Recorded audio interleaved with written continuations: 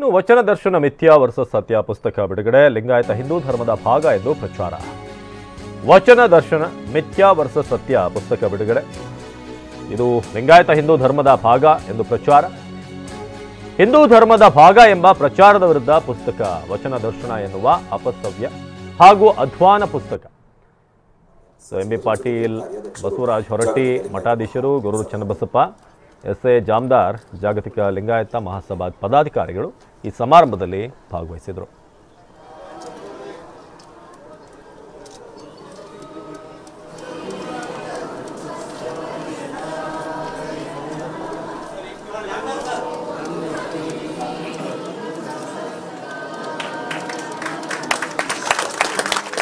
ಮುಂದೆ ಆನ್ಲೈನ್ ಲಿಂಗಾಯತ ಮಾಸಪತ್ರಿಕೆಯ ಬಿಡುಗಡೆ. ದಯಮಾಡಿ ಶರಣರಾದಂತಹ ಶ್ರೀಯುತ ಬಸವರಾಜ ಹೊರಟ್ಟಿ ಸರ್, ಮಾನ್ಯ ಸಭಾಪತಿಗಳು, ಹಾಗೆ